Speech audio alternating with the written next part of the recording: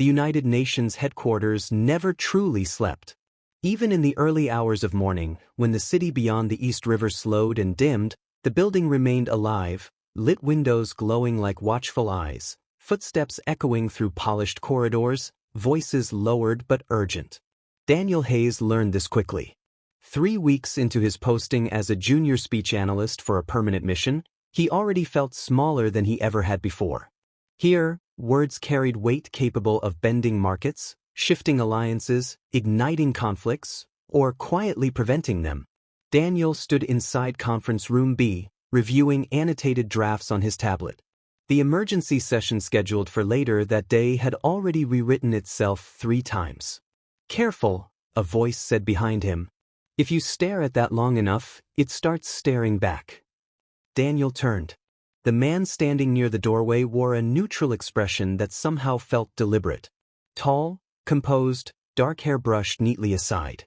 His UN badge read, Adrian Laurent, Senior Political Affairs Officer.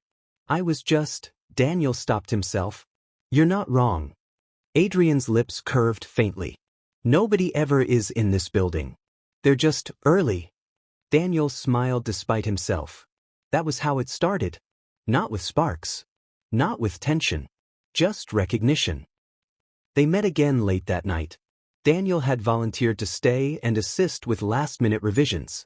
Adrian emerged from a secure briefing room, sleeves rolled up, exhaustion pressed carefully beneath professionalism. "You're still here," Adrian noted. "So are you." Adrian considered him. "You should learn to leave when you're told." Daniel shrugged. "You should take your own advice." That earned him a quiet laugh. They sat together, 2 professionals tethered temporarily by circumstance, sharing coffee that tasted like burnt regret. "What did you do before this?" Adrian asked. "Campaign analysis," Daniel replied. "Which taught me how language survives lies. And now I'm trying to make it survive truth." Adrian nodded slowly. This place could use more of that. When they left the building near dawn, neither mentioned how natural the silence between them had felt. As the weeks passed, Daniel noticed patterns. Adrian preferred listening over speaking. He always paused before answering sensitive questions. And when he looked at Daniel, his gaze carried something unreadable.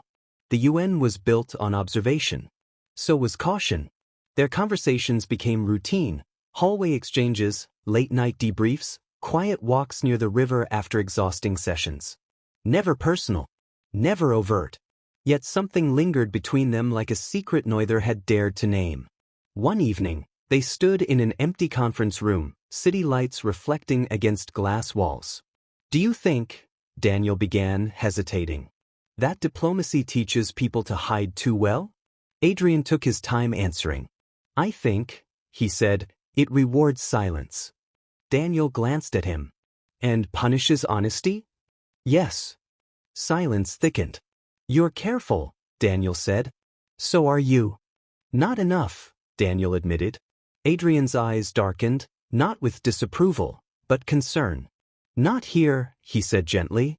That was the moment Daniel understood. This wasn't about fear. It was about survival. Rumors began not as accusations, but as curiosity.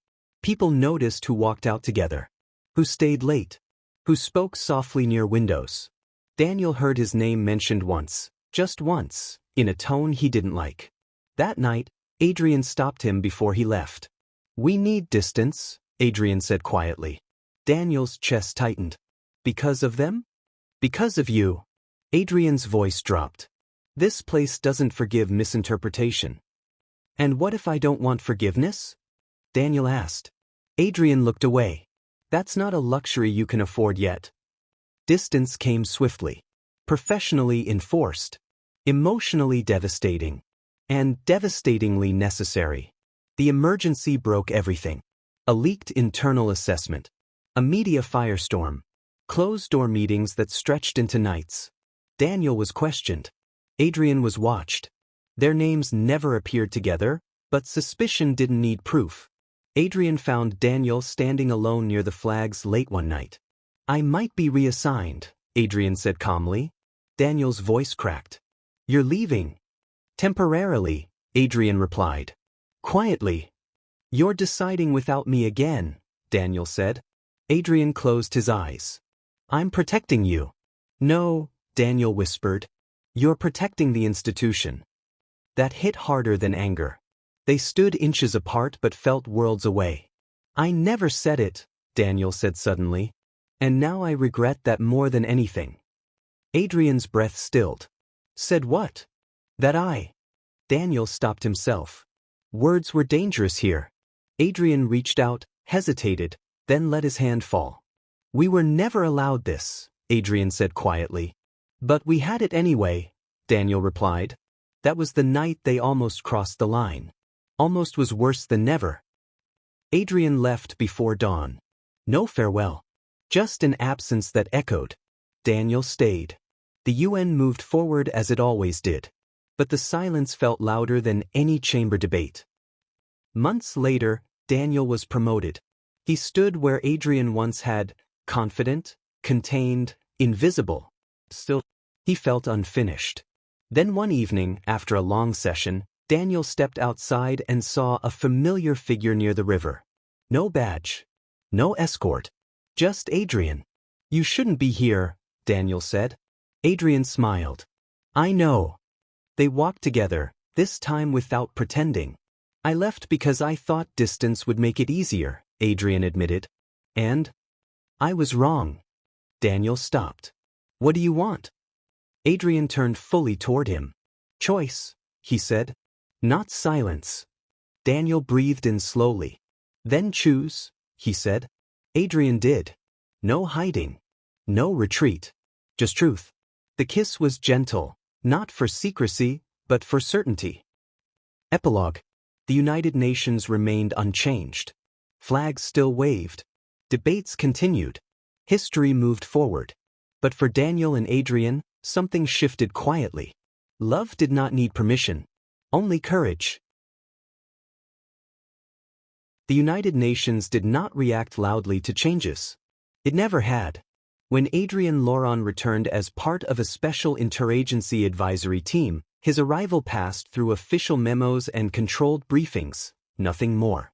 To most, he was simply a familiar name re-entering the machinery of diplomacy. But to Daniel Hayes, the air changed. He felt it before he saw Adrian. The shift came during a routine policy session. His thoughts scattering, focus slipping. Daniel lifted his eyes instinctively toward the glass corridor outside the chamber. And there he was. Adrian stood speaking quietly with a security liaison, profile sharp, posture impeccably composed. He looked older. Not in age, but in weight. As if months away had pressed themselves into his shoulders. Their eyes met. Just briefly. Too briefly. Daniel looked away first. He hated himself for it. They did not speak that day. Or the next. Professional distance was maintained with almost painful precision. Which made everything worse. At night, Daniel lay awake replaying memories he had trained himself to bury. The way Adrian listened when he spoke. The restraint in his voice when emotion threatened to surface. The silence they once shared that felt like belonging. Belonging was dangerous here. On the fourth night after Adrian's return, Daniel found an access card waiting on his desk. No note. No explanation. But he knew. The rooftop conference annex overlooked the East River, its glass walls tinted to reduce visibility from below. It was rarely used after sunset. Daniel arrived first. He shouldn't have. He knew that. But some decisions felt inevitable. Adrian entered a minute later, closing the door softly behind him. Neither spoke. For a long moment, all that existed was the city beyond the glass and the space between them. You didn't have to come, Adrian said finally. Yes, Daniel replied, voice steady. I did. Adrian nodded, as if accepting something already decided. I won't stay long, he said. I just needed to see you. Or to confirm I still exist? Daniel asked quietly. Adrian flinched.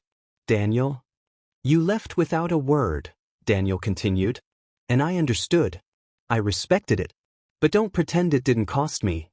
Adrian stepped closer, not enough to touch. I thought staying would cost you more. And who decided that? Daniel demanded softly. Adrian exhaled. The same institution that taught me silence was safer than truth. Daniel laughed once, bitter. And do you still believe that? Adrian's gaze lifted. No. Their decision was unspoken but mutual. Whatever this was, it would not remain hidden, but it would remain careful. They met rarely, never in patterns, never in places that invited attention. Conversation replaced distance. Truth replaced restraint. One evening, they walked along the river without touching. Another night, they sat apart in a quiet cafe, speaking only with eyes.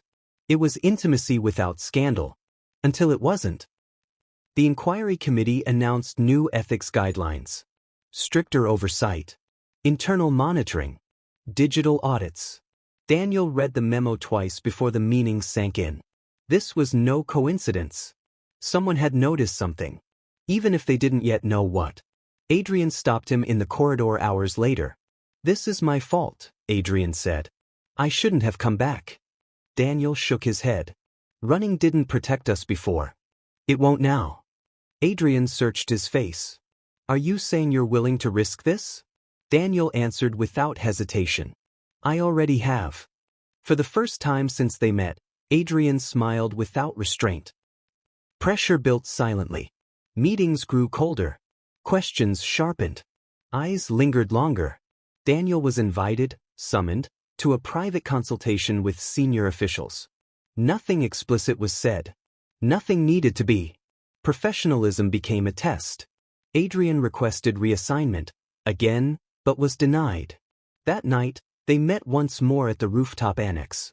"This time," Adrian said quietly, "I won't leave without telling you." Daniel stepped closer. "And this time," he replied, "I won't let silence decide for us." The kiss that followed was unhurried. Not hidden. Not rushed. Just honest. If consequences came, they would face them together. Epilogue. Still standing. The United Nations continued to speak in statements and resolutions. But behind its walls, two men learned that love did not weaken diplomacy. It strengthened courage. And sometimes, the most powerful declarations were never written at all. The United Nations did not accuse people loudly. It observed, waited, and then it decided. Daniel felt it in the subtle changes first. Meetings he was no longer invited to, documents reassigned without explanation, conversations that paused the moment he entered the room. He told himself it was temporary. He told himself he was imagining it. But the building had a way of making its judgments felt long before they were spoken. Adrian noticed too. "You're being isolated," he said one evening, voice low as they walked beneath the flags lining the plaza. "Professionally," Daniel replied. "Not officially. Yet." Daniel stopped walking. "If this is about me," he said quietly, "then let it be about me." Adrian turned sharply. "Don't say that." "You think I don't see it?" Daniel continued. "You're being watched because of me." Adrian held his gaze. "I knew the risk. And now you regret it." Adrian said nothing. Silence was answer enough. The inquiry was announced 2 days later. An internal review into conduct that may compromise diplomatic neutrality. No names were listed. They weren't needed. Daniel was summoned first. The room was small, windowless.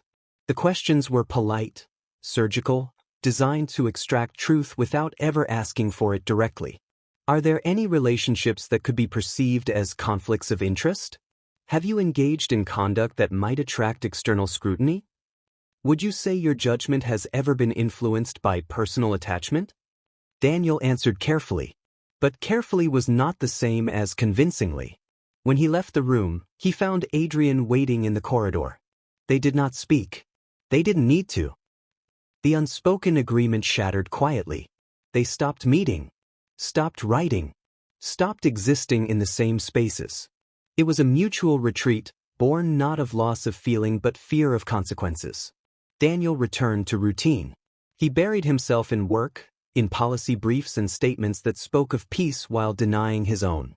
At night, loneliness pressed against him harder than the walls ever had.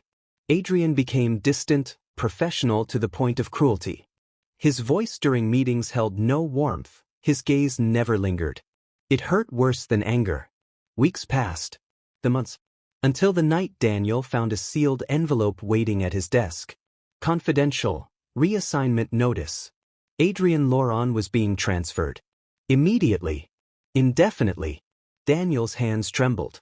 They didn't give him time to think. Just to lose. Daniel found Adrian on the rooftop annex for the last time. I didn't tell you, Adrian said before Daniel could speak. I wanted to.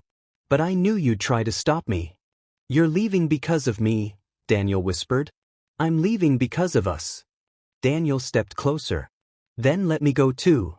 Adrian shook his head. You're just beginning. I won't be the reason it ends. What if I don't want a career without you? Daniel asked. Adrian's voice broke for the first time. That's exactly why I have to go. The space between them ached. Adrian reached out, stopped, then dropped his hand.